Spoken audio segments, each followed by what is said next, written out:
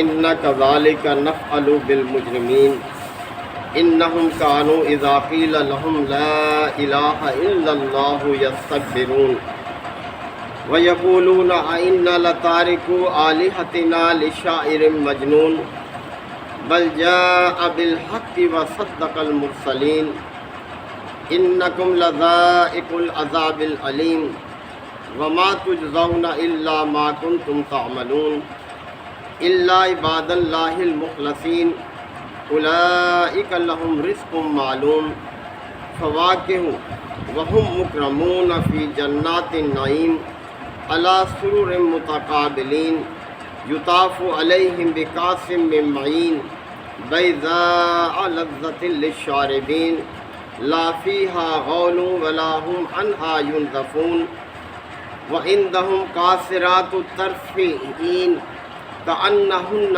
بيض مكنون فأقبل بعضهم على بعض يتساءلون صدق اللہ مولانا العظیم۔ سورہ صافات کے یہ دوسرے رکوع کی آیات ہیں۔ شرک کے ابطال کے حوالے سے بات چل رہی ہے کہ شرک اس کائنات کا سب سے بڑا جھوٹ اور بہتان ہے، اور توحید ہی سب سے بڑی حقیقت اور سچائی ہے۔ تو جن لوگوں نے دنیا میں اللہ کے علاوہ دوسروں کو معبود کے طور پر اختیار کیا، ان کو آخرت میں کہا جائے گا ان کے حوالے سے کہ گھیر لاؤ ان سب ظالموں کو، ان کے ساتھیوں کو، اور وہ ہستیاں جن کی انہوں نے اللہ کے مقابلے میں بندگی اختیار کی، اور انہیں جہنم کی راہ دکھاؤ۔ یعنی یہ انجام ہوگا شرک کرنے والوں کا، اللہ کے ساتھ دوسروں کو معبود اختیار کرنے والوں کا۔ اسی حوالے سے بات کی جا رہی ہے کہ فَإِنَّهُمْ يَوْمَئِذٍ فِي الْعَذَابِ مُشْتَرِكُونَ، کہ اس دن یہ سب کے سب عذاب میں مشترک ہوں گے، کوئی نہیں بچے گا۔ یعنی وہ لوگ بھی جنہوں نے شرک خود کیا، اور ان کے ساتھ جو دوسرے ان کے ساتھی تھے جو اس کام میں شریک رہے وہ بھی، اور جن ہستیوں کو انہوں نے اللہ کے مقابلے میں معبود بنایا، ہاں وہ لکڑی پتھر مٹی کی بنی ہوئی مجسمے ہوں، یا دوسرے ہستیاں جنہوں نے خود چاہا کہ لوگ ہماری بندگی کریں، وہ سب کے سب اس عذاب میں مشترک ہوں گے۔ اور پھر یہ کہ اِنَّ كَذَلِكَ نَفْعَلُ بِالْمُجْرِمِينَ، مجرموں کے ساتھ ہم ایسا ہی سلوک کرتے ہیں۔ یعنی یہ سب کے سب مجرم ہیں جنہوں نے اللہ کے ساتھ شرک کیا اور اس شرک میں شریک رہے اور اسی کو اپنے لیے پسند کیا، توحید کو انہوں نے پس پش ڈال دیا، اس کو کوئی انہوں نے اہمیت ہی نہیں دی۔ اِنَّهُمْ كَانُوا إِذَا قِيلَ لَهُمْ، کہ یہ مجرم وہ لوگ ہیں کہ جنہیں جب کہا جاتا تھا کہ بھئی لا الہ الا اللہ، اللہ کے علاوہ کوئی معبود ہے ہی نہیں، یستکبرون، تو گھمنڈ میں آ جاتے تھے، تکبر کرتے تھے۔ یعنی اس چیز کو، اس رویے کو چھوڑنے کے لیے تیار نہیں تھے، لڑنے مرنے کے لیے تیار ہو جاتے تھے، اتنے پختہ تھے اپنے ان معبودان باطل کے حوالے سے، اس میں اتنے راسخ ہو چکے تھے۔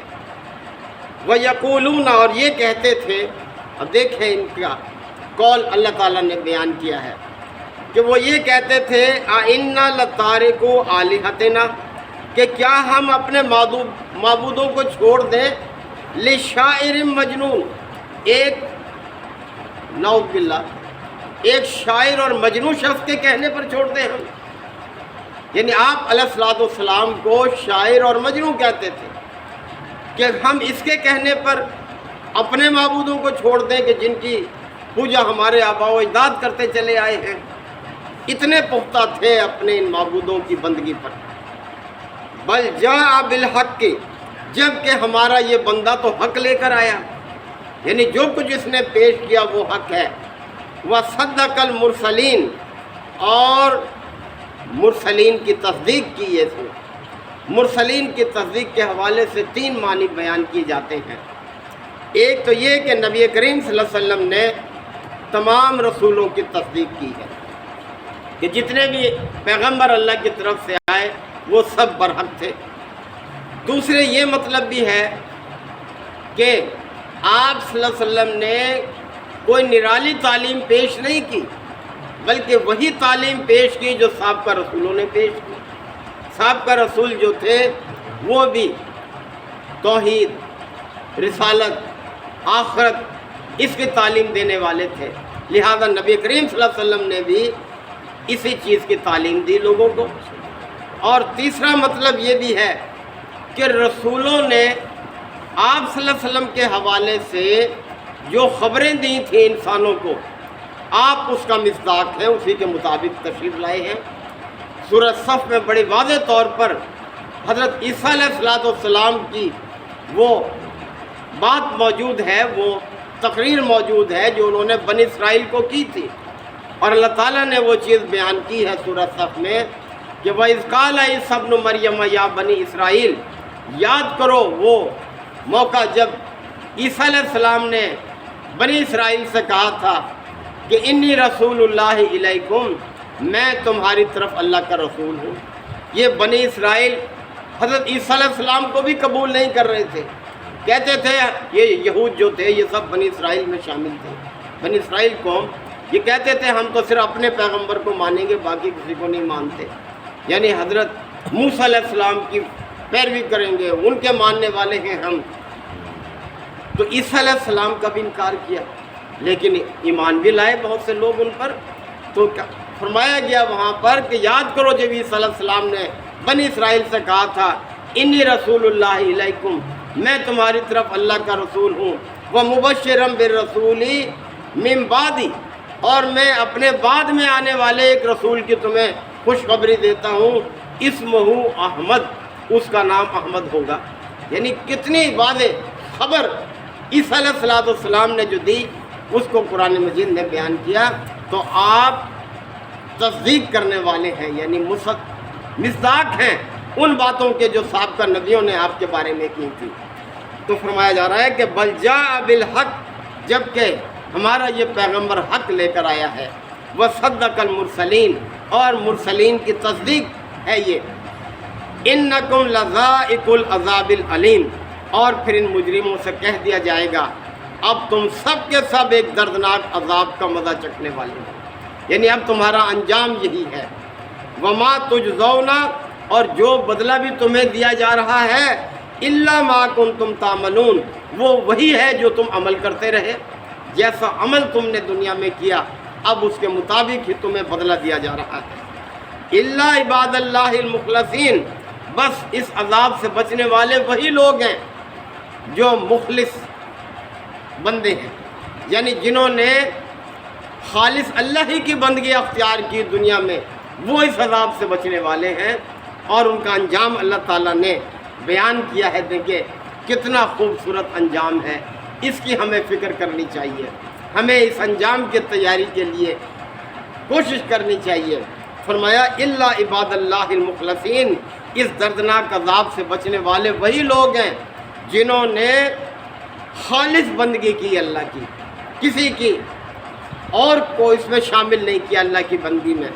اولئک لہم رزق معلوم، ان کے لیے تو ایک معلوم رزق ہے، یعنی ایسا رزق ہے جس کی خوبیاں اللہ تعالیٰ نے قرآن مجید میں بیان کی، یعنی ایسی نعمتیں ہیں ان کے لیے کہ جو کسی آنکھ نے کبھی پہلے نہیں دیکھی، یعنی ان کے لباس، ان کی خوراک، ان کی رہائش، ان کے لیے نعمتیں سب ایسی ہیں کہ جو کبھی کسی نے نہ دیکھی ہے نہ ان کو استعمال کیا ہے، ان کے لیے رکھی ہے اللہ تعالیٰ نے، تو ان کے لیے تو ایک معلوم رزق ہے۔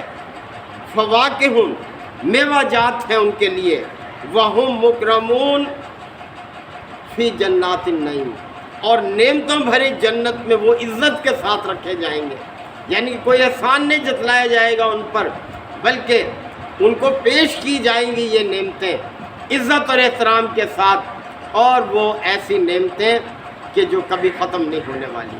ہمیشہ کے لیے ان کو وہ عطا کر دی جائیں گی، عزت کے ساتھ رکھے جائیں گے۔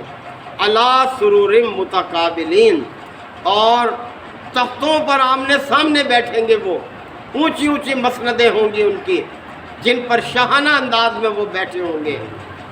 یطاف علیہم بکاسم من معین، اور صاف اور شفاف چشموں کے شراب جو ہے ان کے جام ان کے درمیان پھرائے جائیں گے، یعنی اس طرح کی شراب ان کو دی جائے گی، انہیں پیش کی جائے گی۔ بیضاء لذۃ للشاربین، اور وہ شراب ایسی سفید ہوگی، شفاف، کہ لذیذ ہوگی پینے والوں کے لیے، بہت لذت ہوگی اس میں۔ لا فیہا غول، اور اس شراب میں یہ کیفیت نہیں ہوگی کہ جسم کے اندر کوئی ضرر آئے۔ ولا ہم عنہا ینزفون، اور نہ ہی اس سے دماغ میں کوئی فطور آئے گا، یعنی سر نہیں چکرائے گا۔